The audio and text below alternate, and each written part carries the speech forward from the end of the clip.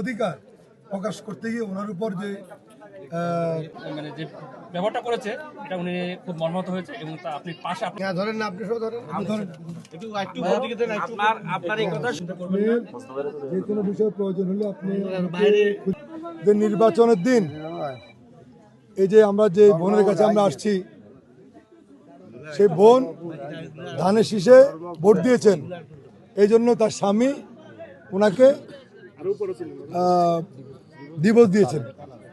এই সংবাদে আসলে আমরা সবাই মর্মাহত এবং আমরা ফেনীবাসী অনেকটা লজ্জিত, কারণ ফেনীতে এমন একটা ঘটনা ঘটবে আমরা আসলে কখনো চিন্তা করিনি।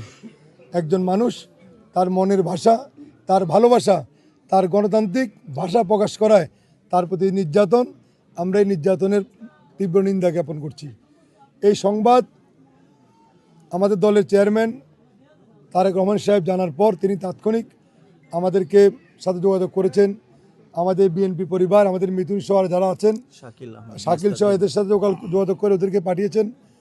সাথে সাথে আমাকেও ওদের সাথে আসার জন্য নির্দেশ দিয়েছেন।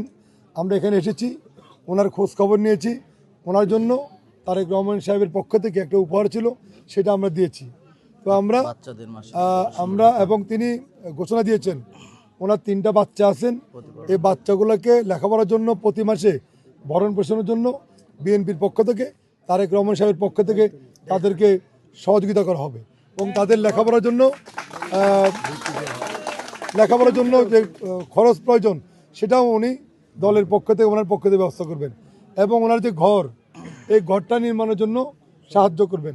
এবং আমি এখানে আসছি, আমি বলতে চাই, আমি ফেনী একের মানুষের পক্ষ থেকে, তারেক রহমানের পক্ষ থেকে আমিও এই পরিবারের পাশে থেকে এই পরিবারকে আগামী দিনে চলার জন্য আমরা সহযোগিতা করব।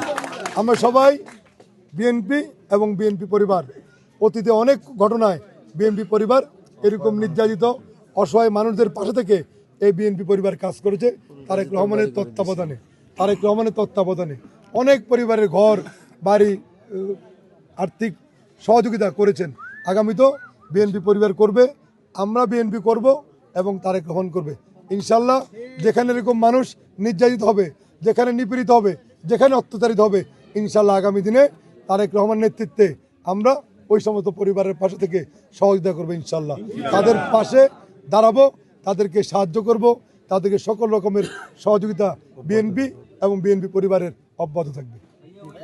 বিকালবেলায় আসরের পরে আমি শাশি হরিগোবাদ গেছিলাম, শাশি হরিগোবাদ তো নাইবার পরে আর এনে কত কি ভোট দিতে গেছ কদে গেছি না মাতিনো, এবারে কদে থাই তো রাত চাই, এবার আমি হাত জোর করি চাই, এবার এনে কর ঘর দুয়ার ঢুকতে তোরা 3বার দিয়ে গেলাইছি এনে মানে অন্য মানে গালি গালাজ করি কথাবার্তি করছে। আর হে এরকম মানে কিছু করলে মা মাসি ধরে গালি গালাজ করে, মারধর করে, কাজকর্ম করে না, এই অবস্থায় কাঁচরা লোক, পুরো কাঁচরা। বাইরে আমার বোন নাই, মা নাই, কেউ নাই, যেটা সমাধান করে দিবে এটাই আমি। আপনারা তো ঘটনাটা সম্পূর্ণ শুনলেন। আর আমরা যখন এই ঘটনা শুনেছি, মানে আমাদের ঘটনা শোনার আগেই বিএনপির চেয়ারম্যান উনি জেনেছেন, যার সাথে উনি আমাদের নির্দেশ দিয়েছেন যে মজনু ভাইয়ের সাথে কন্ট্যাক্ট করে এবং জেলা বিএনপির সাথে কন্ট্যাক্ট করে দ্রুত ওখানে আসতে। আমরা তার প্রেক্ষিতে আমরা আসলাম এবং উনি আমাদের যে নির্দেশনা দিয়েছেন যে এই ভুক্তভোগী পরিবার, বিশেষ করে আপনারা জানেন যে এই পরিবারটার যে মানে যে স্বামী, মানে যিনি তালাক দিয়েছেন, উনি কিন্তু আমাদের বিএনপি দলীয় না, ঠিক আছে, কিন্তু তবুও কিন্তু মানবিক নেতা আমাদের তারেক রহমান, উনি কিন্তু মানবিক বিবেচনা করেই এখানে